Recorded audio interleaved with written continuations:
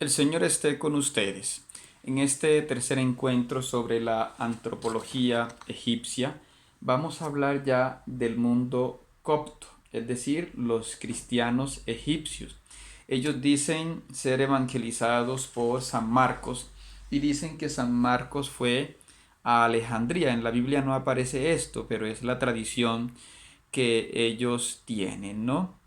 Y sí se nos habla, por supuesto, de que en Pentecostés había cristianos de Alejandría y de Cirene. Cirene es lo que hoy se llama Libia, y por tanto había cristianos de estas regiones cercanas, ¿no? Y también se nos dice que, por ejemplo, Apolo en Hechos 18 era un alejandrino, es decir, era una persona que venía de Egipto. Sin embargo, en la época de los griegos y en la época de los romanos se distinguía quién era egipcio y quién era alejandrino. Es decir, se consideraba egipcio al que era nativo y al que era griego se le decía alejandrino porque los griegos vivían sobre todo en esta parte. Vivían también en algunas otras lugares como el Fayum y alguno que otro pueblo del Nilo, pero cuando se decía griegos o alejandrinos se pensaba sobre todo en los habitantes de esta ciudad. Entonces, los egipcios se sentían oprimidos por los griegos y se sentían oprimidos por los romanos. Y muchos aprendieron el griego, pero la mayoría mantuvo su lengua que fue llamada el copto. ¿Sí? En el copto usaron incluso escritura griega y es la que incluso actualmente usan, aunque desde hace unos 150 años no se habla el copto porque el mundo egipcio cayó en manos del Islam y hoy en día los coptos son más o menos el 10% de los habitantes de Egipto y casi el 90% son musulmanes. Entonces ellos desarrollaron un cristianismo con una teología bastante alegórica, mística, con una cristología que llamamos descendente, ¿sí? Hay santos coptos muy famosos, ¿no? San Antonio Abad, que fue uno de los primeros monjes. Tenemos también a San Pacomio, que fue el que fundó las primeras comunidades, o sea, la vida consagrada, ¿no? Tenemos Cirilo de Alejandría, tenemos grandes obispos, ¿no? Tenemos monjes incluso que fueron polémicos como Shenute, que se dedicó incluso a quemar templos, a destruir ídolos, pero que es muy importante para los coptos, ¿no?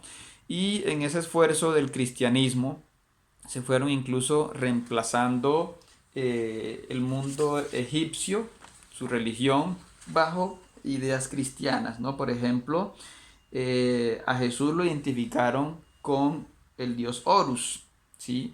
Esa imagen que tenemos de nuestra Madre María cargando a Jesús, ellos la identificaron con la diosa Isis cargando al niño Horus. A María, por supuesto, la identificaron con Isis. Ellos tienen una cruz que llaman la cruz egipcia o el Lang, ¿sí?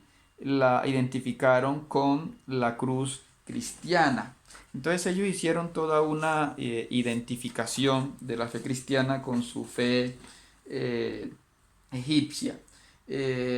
A los buitres que llevaban las almas a lo más allá, la identificaron con los ángeles, ¿no? Y ellos tienen mucha identificación también con la Sagrada Familia, porque recordemos que cuando Jesús nace y matan a los inocentes, ellos tienen que huir a Egipto, ellos tienen un lugar donde dicen que estuvo la Sagrada Familia, ¿no? Entonces ellos tienen todas estas características, ellos no tienen pues nuestra autoridad petrina, es decir, ellos viven es como un patriarcado, aunque a su patriarca principal lo llaman también el Papa, ¿no?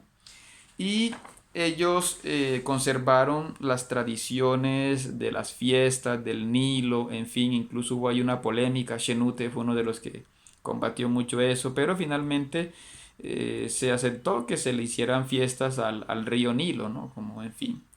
Ellos tuvieron emperadores que los persiguieron, pero después también hubo emperadores cristianos que se fueron identificando con el mundo bizantino. Aquí va a haber una polémica entre los que son bizantinos o griegos u ortodoxos y los coptos, ¿sí? Sobre todo cuando hubo los concilios. Ellos aceptaron el concilio de Nicea, pero rechazaron el concilio de Calcedonia más por motivos políticos.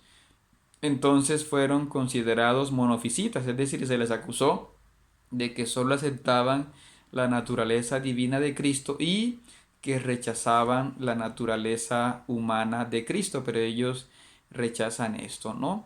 Varios de los templos egipcios o paganos, ellos lo fueron dedicando a Cristo, ¿no? Como el santuario de Knef que está frente a Abu Simbel, lo dedicaron a Jesucristo Salvador. Un santuario que había en Medinet Abu en Tebas lo dedicaron a San Atanasio, y un santuario que había en Nubia, a Shebúa, lo dedicaron a San Pedro, en fin. Eh, Ellos poco a poco se fueron cristianizando.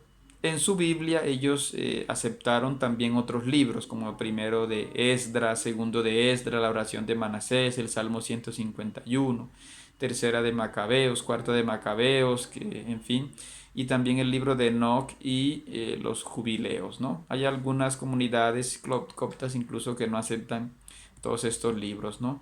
Ellos rechazaron también, aceptaron también una literatura, sobre todo religiosa. Hicieron imágenes con gestos muy expresivos. Ya no todas las imágenes coptas o egipcios, perdón, son sobre todo así de perfil. Ellos ya lo hicieron de frente, sí, un poco más cristiana. Conservaron las momias, pero les pusieron también imágenes de frente, sí.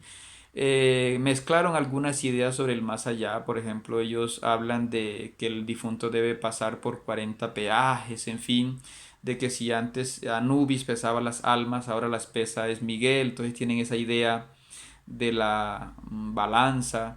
Eh, el mundo egipcio antiguo también tenía una idea un poco terrena del cielo, muy parecido a la tierra. Ellos lo fueron purificando un poco, pero eso no impidió pues que también usaran esas imágenes, ¿no? Los coptos no fueron grandes misioneros, incluso lo que es Etiopía, lo que hoy es Nubia, fue evangelizado más bien en tiempos del emperador Justiniano, no por los egipcios, sino por los alejandrinos, los griegos. Y ellos tuvieron bastante tiempo de convivencia con el mundo pagano, ¿no? Cuando en el 639 al 642 el califa Omar atacó a Egipto, los coptos apoyaron a los musulmanes contra los bizantinos. Entonces aquí empezó una fractura, originando, digamos, dos iglesias, aunque unos 50 años después los musulmanes se volvieron contra ellos y, en fin, los presionaron más, los persiguieron, y buena parte de los coptos, como digo, se convirtieron a la fe islámica. Incluso hubo uno que casi los arrasa, que lo llamaron el Nerón egipcio, que fue el califa al-Hakim en el año 1000 más o menos, ¿no? Que destruyó muchos templos, no solo en Egipto, sino también en Palestina, en Siria e incluso el Santo Sepulcro de Israel, ¿no? Entonces, varios intentaron acabarlos, y ellos adoptaron también costumbres musulmanas, ¿no? Empezando por el idioma árabe, la costumbre de separar hombres y mujeres en las iglesias, la costumbre de descalzarse antes de entrar a un lugar de culto, en fin. El clero pues sufrió mucho, muchos seminarios se cerraron, pero en el desierto y en el mundo campesino se mantuvo el cristianismo, sobre todo con los monjes. Esta es una gran riqueza del mundo copto, ¿no? Y el encuentro con la fe católica al inicio fue un poco tenso, sobre todo en los años 1900. Los europeos hablaban muy mal de los coptos, pero ya hacia el año 1973, por ejemplo, Pablo VI y el patriarca Shenouda y el patriarca y cardenal Esteban Sidarús firmaron una declaración conjunta cristológica, ¿no? Porque en realidad ellos no son tan distintos de nuestra fe católica, aunque ellos no aceptan la primacía del Papa. Pero allá hay una buena relación, ¿no? Y sobre todo en estos últimos años que el Estado Islámico ha asesinado cristianos coptos en Egipto, en Libia y en otros lugares, pues el Papa ha dado su apoyo incondicional a la iglesia copta, ¿no? Y también tenemos el ejemplo de el copto Boutros Ghali, ¿no? Este egipcio que fue secretario general de la ONU, que incluso se enfrentó a muchos poderes, como la secretaria de Estado Madeleine Albright, en fin, y él renunció porque no estaba de acuerdo con la manera como se estaba tratando el conflicto de Israel y Palestina y porque le rechazaron su agenda para el desarrollo, para beneficio de la humanidad, ¿no? Entonces es un poco lo que podemos decir también de este mundo copto, un mundo muy mariano, un mundo profundamente creyente que ha sobrevivido en medio de las persecuciones de los griegos, de los romanos, de los musulmanes.